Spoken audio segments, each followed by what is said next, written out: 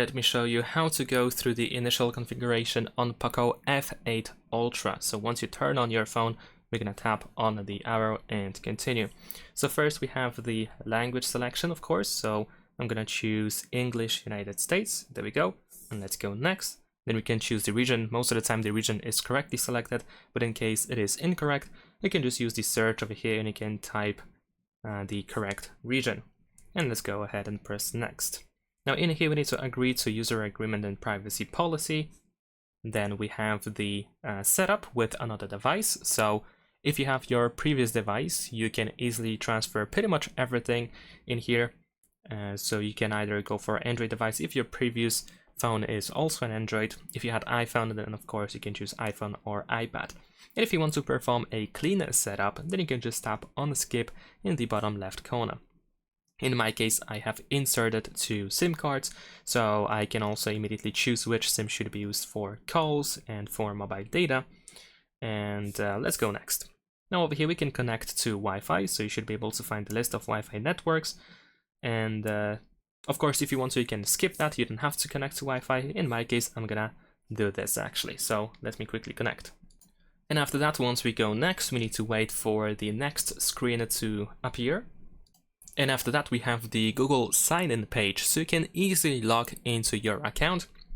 Over here, we can enter the email or phone number to your account, and then you can go next. If needed, you can also create a new account, of course, and if you want to, you don't have to log in, you can skip it for now, and later on in the settings, you can still log into your account. In my case, I'm gonna sign in. After that, we need to choose who will be using this device if you decide to sign in. In my case, I'm gonna be using this device, so I'm gonna go next. You need to agree to Google Terms of Service, and now let's wait again. Now you can copy apps and data, and most of the time this is also just related to the backup. So if you have any backup created from your previous device, then you can just go next and you should be able to use the backup from your Google account. If not, then of course we can just press don't copy in the bottom left corner. Now we can create a password for the lock screen. You can also set up the fingerprint sensor and the face recognition.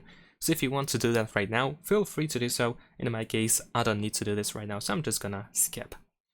Then we have some Google services, such as the location, which can be enabled and disabled over here, scanning, phone number verification, and so on and so forth. So you can go through this list and decide what you want to allow and which options should be deactivated. And let's go ahead and press next. Later on, you can still pretty much activate everything from there. Next we have Google Backups, so if you want to back up the data, you can easily do so. You can also decide to not include something, but essentially you can back up photos and videos to your Google account, and you can also back up other device data that is listed in here. So if you decide to use backups, Google Backups more precisely, then of course we can use turn on backup, otherwise we can tap don't back up. Then we have the selection of the default browser and search engine. First we have the browser. Of course, we have quite a long list of different browsers that we can immediately install on our phone, and you can choose whichever you like. If you don't know any of them, if you don't know which one to choose, the most popular option is probably Google Chrome. So you can choose this one and you will be probably happy with that.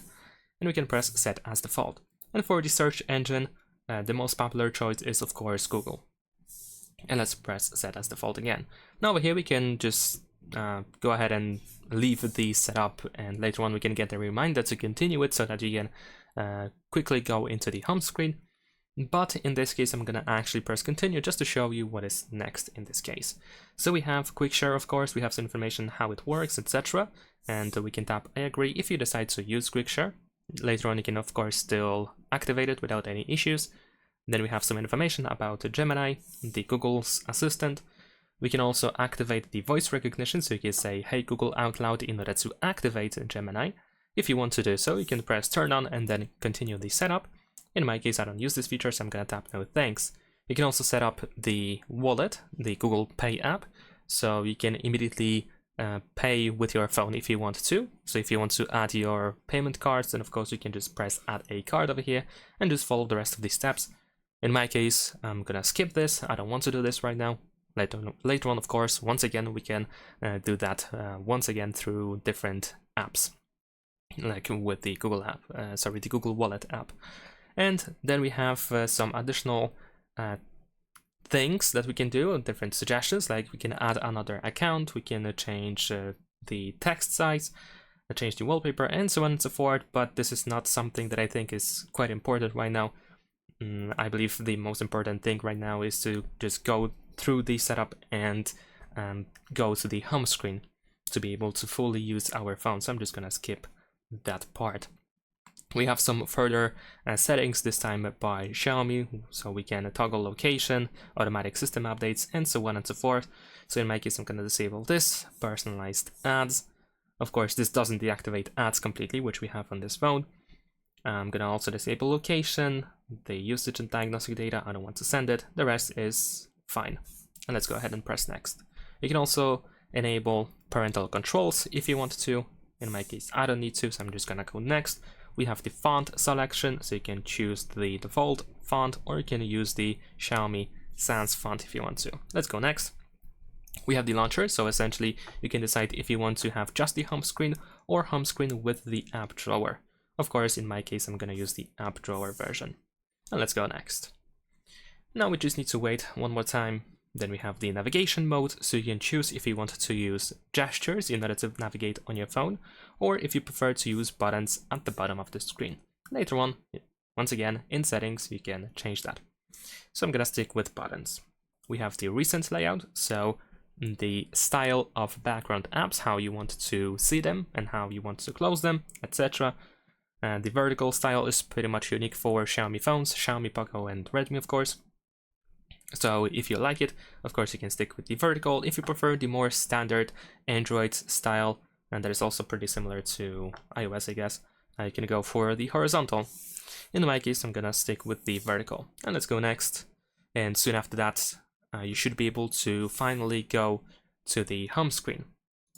And there we go, the setup is now complete, so we can press all set and you should be able to see the home screen finally. Of course, now you can continue setting up your phone as you wish. You can go through settings to adjust some things. You can go to the Play Store in order to start downloading apps and so on and so forth.